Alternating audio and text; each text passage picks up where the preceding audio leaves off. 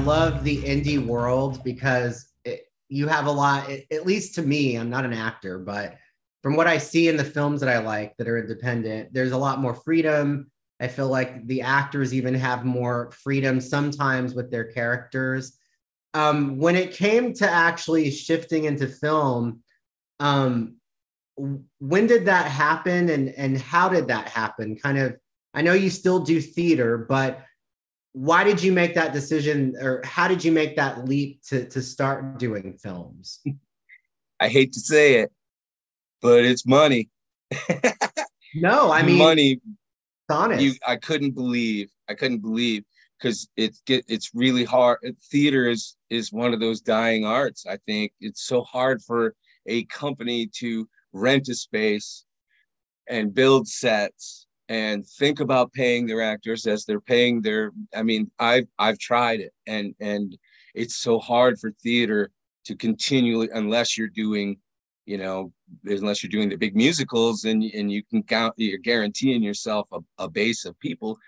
But not everybody in theater just wants to do that. We had a great theater here in town, the Flying Anvil Theater, and it was kind of their curse was that they wanted to do challenging new plays. And so we were in Atlanta when I first got married. We moved to Atlanta, and that was kind of we got an agent, and I started doing commercials and getting the commercials, and I was just like, really? That's We're done, and it's going to be that much? I may like this film thing, and of course, it's not like that at all. But you just realize that the paid gigs are way more in film if you can get them. Theater just doesn't.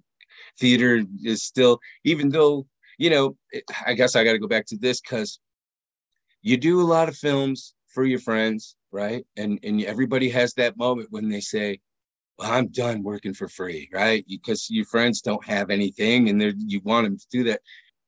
But I turned that leaf and I came into this new head about, you're not doing it for free. You're investing, right? You're investing in your friend's film. I'm investing everything I have to help you do that. I'm not doing anything for free. So, it came around to that. And um, once I started getting into more films, because like I say, it was just the money, just doing a couple commercials, and all of a sudden there's some money in your bank account. That doesn't really happen too much unless you're, a union actor that gets, gigs in the bigger cities. But we got down to Atlanta and we started doing that. Then I started realizing that as theater is so big and wild and wonderful, film isn't. Film goes right on your eyelid. Now, don't blink for the next half hour. It gets really specific. So it took a second to start to appreciate that. In film, you're not challenged with reaching the person in the last row like you are in a house if you're doing your live show. And sometimes, and I love doing it outside. So there's no back wall to bounce off. So you're just, whoa, you just got to be really loud. And those early auditions that I'd go on, it would be like if you could imagine like their hair blowing, it'd be like, and they're like, hey, can you bring it down a little bit? And it's like, oh, because in theater, or you're, like you said, you are trying to get the last row, and in film, you can be as intimate as you need to be.